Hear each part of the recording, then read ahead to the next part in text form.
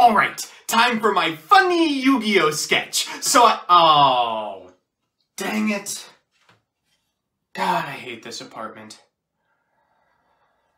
Well, can't film with the lights out. I guess I'm gonna have to go get the generator. Good afternoon, Jank enthusiasts. I'm MBT, and this is 10-Minute Testing. Those of you familiar with deep MBT lore know that my ultimate nemesis isn't dueling Nexus players, nor is it Dark Magician pilots. No, my true enemy is, and has always been, gender. So when Konami released an archetype about raiding gender, I was on board all the way. It wasn't until I was $90 deep in Mardell that I realized my mistake. Well, no matter. With Har coming to the TCG in a matter of hours, it's time for a second look at these xeno-feminists. Presenting Generaider. Before we begin, if you're still on the fence about subscribing, let me issue you an ultimatum. If you don't press that little button below the video, I'll start playing Extravagance in literally everything. DDD, Striker. You don't know true suffering until you see an Extravagance board with 7 2-ofs. Don't test me. So here's the list, and I know! I was surprised to see so many good cards in such a xenophobic archetype, too. As always, I'll give you a background about the archetype, a little bit of a discussion about what I hope the deck can do, and of course, the card by card. But first, this video is sponsored by Yu-Gi-Oh! Pro Deck. Yu-Gi-Oh! Pro Deck is an online strategy site for our mutual favorite card game. It's got a deck builder, card database, and a wealth of strategy articles. It's also where I post the Quarantine Series deck breakdowns, so give it a look at www.ygoprodeck.com. Now let's get down with Generaider. Generaider is an archetype that lives or dies based on the frequency with which it finds its field spell. It's the natural conclusion to a design philosophy responsible for Magical Meltdown, Union Hanger, Dragonic Diagram, Lost World, and Pacifist the Phantasm City. But unlike all of those Tier 0 super threats, Generaider has remained largely unplayable for the duration of its lifespan. Its early chonkers, Nidhogg and Frody, drew your opponent's cards in exchange for multiple pops or solemn warnings, a repayment that the astute among you might realize makes the archetype bad. After suffering through several formats of begrudgingly handing your opponent their advantage back, however, Generacists were rewarded with Utgarda and Har, two extremely powerful monsters that don't plus your opponent. Now that Ecto is out and these monsters have made it to the inferior TCG locale, it's possible this archetype has what it takes to sit at the top tables with the Secret Slayers. You'll notice that alongside all the bad cards in this deck, we're also playing Girsu. The reason for this card's inclusion is twofold. Firstly, poor people don't deserve to play Yu-Gi-Oh! And secondly, it's critical to a setup combo involving Ebe the World Legacy Counter-Revolutionary that ends on True King of all calamities. I'm of the mind that if you're not playing one of the two best decks, you've got to have a good reason for playing what amounts to either a less consistent combo deck than Adamancipator, or a less recursive control deck than Eldritch, and being able to play a one-sided skill drain in your control archetype is a fantastic way to differentiate yourself. Ideally, we'll be able to end our first turn on a Jormungandr and a True King, shortly followed by a Har or an Utgarda in the draw phase. So with that, let's get into the card by card. Firstly, our generators. 2 Har, 2 Mardell, Utgarda, Dovulgus, God I want to cut this card, and Hela. We're also playing 3 copies of Lopter. Who thought giving this deck a Lone Fire for the entire archetype was a good idea? After that, we're playing 3 Ding, 1 Hand, I promise it'll make sense later, and 3 DD Crow.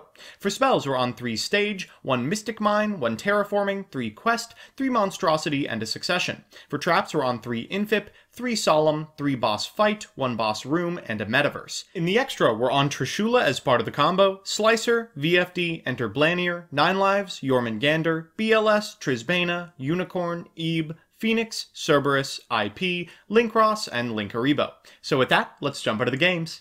Our first match is up against Invoked Nemesis, an extremely interesting deck that unfortunately has been reduced to performing A-lister combos. We've drawn Lil Ding, let me show you what this card is capable of. We're going to normal summon a copy of Girsu, sending the hand from our deck to the graveyard before summoning a token to both players' sides of the field. We're then going to link summon a Linkaribo and a Lib, whose effect we will activate to get a World Legacy Succession from our deck. We'll activate Succession, bringing back this World Armor at link point, and then activating its effect to add a copy of Monstrosity to our hand. We'll then set this copy of Generaider boss stage and summon Linkross, getting 2 tokens to our side of the field, one of which will become a Linkaribo, proccing the Phantasme from our opponent, and the Generaider boss stage from us. Afterwards, we'll go into a Trishula, and now with the 9 on our side of the field, we can summon 2 from deck, make a VFD, and Yeah, well, eat a Nibiru for our trouble. A fortuitous draw off of a Phantasme. Well, we can still quest set 3 and pass. In draw phase, we'll get a copy of Har to our side of the field, alongside 3 tokens as fodder. This does challenge the board quite effectively. Our opponent's going to activate Tiamaton. We are forced to negate it because I don't want to lose Har here. Afterwards, they're going to activate the effect of Magical Meltdown. This triggers the other effect of Har. They're going to send the rock to the graveyard before going into Almirage and attacking. Why? Oh, well, now I see why. We're going to Solemn that copy of Hydralander. They'll go into a Makaba, but the negate isn't very good against a board that's already established. This should be lethal through the attack increase of the A-lister in hand, and I believe it is. They'll infip our Har. They're going to pump their monster, but it only goes to 35, and we can push for lethal. Well, I feel pretty confident about this. Let's jump into the deep end. Our opponent for Game 2 is on Eldritch, and while this isn't a little ding hand, it is still quite good. We're going to lead with a copy of Boss Quest, shuffling back one of these 2 Lopters. We're going to normal summon the second one so we can get a copy of Har for our opponent's next turn. We'll pass it back and in draw phase activate the effect of Boss Stage. Our opponent will chain an infinite impermanence on our Har, but ironically Utgarda is probably a little more important in this matchup. With 3 tokens we'll be able to activate it for sure. They're going to lead with a copy of Foolish Burial Goods, sending a Guardian followed by an Eldlixir of Black Awakening, and the Golden Boy has hit the field. They'll activate this copy of Guardian at end step, and we'll go ahead and banish that Scarlet Sanguine before it can activate. For turn we draw another copy of Boss Stage. Unfortunate. We'll switch our monsters to attack position, and as they activate a copy of Conquistador, we will chain Utgarda. They will call our Utgarda, we'll activate Boss Room, they'll activate Forever, and we'll activate Solemn Judgment. 6 deep on this chain. At resolution, because they drew a card, we'll be able to activate the effect of Boss Stage from Mardell, and in main phase 2, we'll be able to activate Boss Quest to refill our hand. In draw phase, we're going to get ourselves a copy of Hala from our deck, so we can reborn this copy of Utgarda in draw phase using her effect. We'll do that real quickly, and the Banisher is back online. Our opponent has drawn a card that absolutely demands a banish as well. Cursed Eldland is the perfect opportunity to activate Utgarda's effect. They're then going to try to activate the effect of Eldritch the Golden Lord, which we will DD Crow. Afterwards, they will banish 2 Eldlixirs from the graveyard for trap monsters, but with no Golden Boy, those are not going to do much. We'll activate Boss Fight at end step to get a copy of Har, and this isn't game, but is very close. We'll overlay for a copy of Earth Slicer and blow up those 2 back rows. They're going to chain a copy of Conquistador and a copy of Hakero. That means they won't be able to activate them at end step, and I thank them for it. We'll go to battle phase and get in for all but lethal. We're going to set an Infinite Impermanence and dare them to figure out a way to win this one. For turn, they draw a copy of Infinite Impermanence quite late. We're going to summon 2 tokens. They really need 2 pieces of negation to get through this. They're going to activate Infinite Impermanence and then Foolish Burial Goods. We'll Lopter into a copy of Mardell, and then we'll trigger Mardell's effect for another Lopter as they proceed to end phase, setting a Scarlet Sanguine, which is ripe for the activation of this copy of Utgarda. We'll go ahead and banish that sucker. They're going to chain Scarlet Sanguine, but because it's in response to Utgarda, we can respond with the effect of Boss Room, and they'll concede. So it's time for Game 3, and you know what that means, a best of 3 versus meta. Our opponent's on Adamancipator, and though our hand may look bricky, I promise you, anything that includes World Legacy Monstrosity is not. We're going to normal summon a copy of Lopter, getting a Mardell from deck. We'll activate Mardell's effect for a stage before activating Stage and Monstrosity. We're going to get 2 level 9s from deck, which will then overlay for a copy of Jormungandr. We're going to activate the effect of Jormungandr, triggering the stage on our turn, enabling a second Xyz summon of True King of All Calamities, an infip set, and a pass. We'll activate TK in the draw phase in a chain 2 stage, so we get a copy of Har afterwards, and 3 tokens to negate any pesky spells or traps our opponent might have. We call Earth off TK of All Calamities because we know what our opponent's on based on what they set under Jormungandr. We draw them into a Kaiju at end step. Boy, that's unfortunate, before in main phase activating the effect of Jormungandr again. We're triggering Boss Stage on both players' turns. This is so powerful and critical to this deck's success. We'll go into a copy of Earth Slicer, destroy their remaining board, and get in for well over lethal. So it's time for Game 2, and unfortunately, our opponent is going to be allowed to play Yu-Gi-Oh! You can see that they've got a pretty good open. Let's see how far they can extend, and if DD Crow will be enough. They're going to lead with a Dino Wrestler and a Dododo Dwarf. They're then going to activate the effect of Researcher, and I am praying for a whiff here. Unfortunately, I don't get it. Okay, Guardian has hit the field. Afterwards, we're going to make Halqifibrax, use Halqifibrax's effect for Recover before going into Raptite and activating its effect. Whiff, whiff, whiff, whiff. Okay, obviously that was never going to happen. They get a Researcher, but they've already activated Researcher's effect. It's an Appaloosa pass? We might be able to beat this. We draw a copy of Infip off the top of the deck. We'll lead with a copy of Quest and a Boss Stage. We'll set 3 and pass it back to our opponent. In draw phase, we'll activate Boss Stage for a Har. We'll get a whole bunch of tokens to our side of the field, and I'm feeling pretty good. Our opponent's going to go ahead and activate the effect of Raptite. We will negate it with Har. They'll negate it with Appaloosa. We'll negate Appaloosa with Infinite Impermanence, and we are sitting pretty.